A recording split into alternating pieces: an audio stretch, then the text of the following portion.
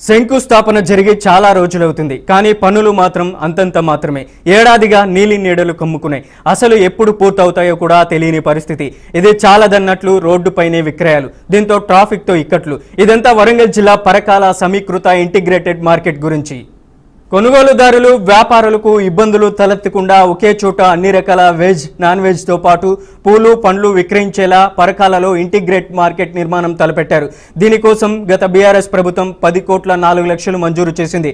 అది నిర్మాణం జరిగితే తమ కష్టాలు తీరుతాయని చిరు వ్యాపారులు సంబరపడ్డారు.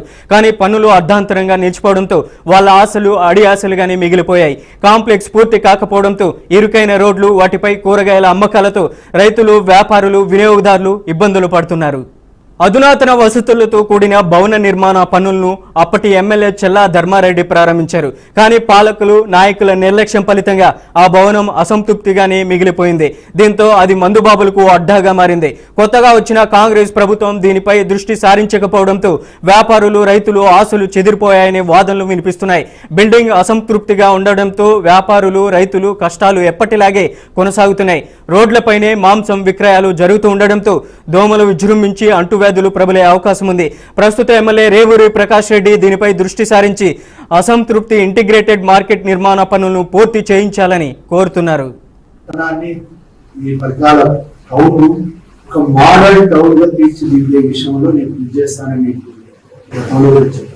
ఆ దిశలోనే నా ఆలోచనలు ఉంటున్నాయి. ఆ దిశలోనే ఫండ్స్ మొబిలైజేషన్, శాంక్షన్స్ చేయడం.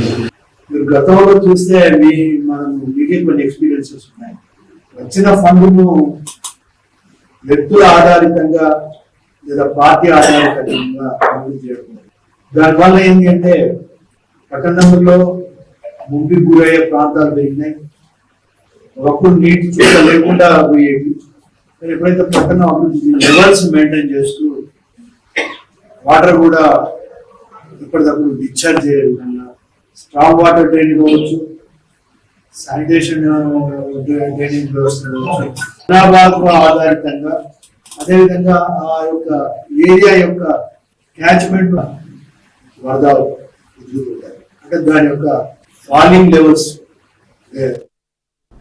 సమీకృత మార్కెట్ సముదాయం పనులు పూర్తయితే చాలా ప్రయోజనాలు చేకూరుతాయి. పరకాలలో అత్యధిక జనాభా ఉన్నారు. వీరితో పాటు చుట్టుపక్కల గ్రామాలైన వర్కోల్, నార్లాపూర్, పులగిల్లి, నడికూడ, ధర్మారం, బెల్లంపల్లి, పోచారం, కానిపర్తి, నాగారం, రాయపర్తితో పాటు పలు గ్రామాల ప్రజలు కూరగాయలు, పండ్లు, పూలను కొనడానికి పరకాలకు వస్తుంటారు. సోమ, గురు, శుక్ర, ఆదివారాల్లో పశువుల సంత కూడా జరుగుతూ ఉంటుంది. ఈ సమయంలో బస్టాండ్, పాత ఏటీఎం సెంటర్ సహా పలు ప్రాంతాల్లో ట్రాఫిక్ అంతరాయం ఏర్పడుతుంది. సమీకృత మార్కెట్ సముదాయం నిర్మాణం పూర్తయితే మాంసం, కూరగాయలు, పూలు, పండ్ల విక్రయాలు ఒకే చోట జరిగిన ఇబ్బందులు ఉండవు. అందుకే దీన్ని పూర్తి చేయాలని వ్యాపారులు, రైతులు అర్థిస్తున్నారు.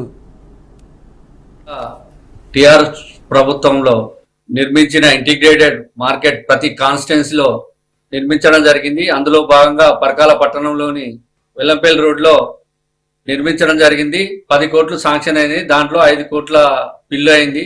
దీన్ని స్టేట్ వైడ్ ప్రోగ్రామ్ గా కేసీఆర్ ప్రభుత్వం తీసుకొచ్చింది. అందులో మా ధర్మారెడ్డి ముందుండి మాజీ ఎమ్మెల్యే గారు దీన్ని పనిచేయించడం జరిగింది. ఇప్పుడున్న ప్రస్తుత ఎమ్మెల్యే రేవూరి ప్రకాష్ రెడ్డి గారు దీన్ని ఇండోర్ స్టేడియం, స్విమ్మింగ్ ఫీల్డ్ అని ముఖ్యమంత్రి. సమీకృత భవనంలో మొత్తం 134 స్టాల్స్ ఉంటాయి. కూరగాయలు, చిరు వ్యాపారుల కోసం 72, నాన్ వెజ్ కోసం 30, పూల, ఫ్రూట్స్ వ్యాపారుల కోసం 32 స్టాల్స్ను ఏర్పాటు చేశారు. కానీ నిర్మాణం మాత్రం జరగడం లేదు. సగం పనులు చూసి గాలికి వదిలేశారు. పెద్ద లక్ష్యంతో సమీకృత భవన నిర్మాణ ప్రతిపాదన తెచ్చిన పాలకులు దాన్ని పూర్తి చేయాలని బీఆర్ఎస్ నేతలు కోరుతున్నారు. పట్టణం కేంద్రంలో పరకాలకు సంబంధించిన మాజీ శాసనసభ్యులు చెల్లా ధర్మారెడ్డి గారు పరకాలకు ఇంటిగ్రేటెడ్ మార్కెట్ అని చెప్పేసి 4.5 కోట్లతోని మొదటి దఫలా తీసుకురావడం జరిగింది.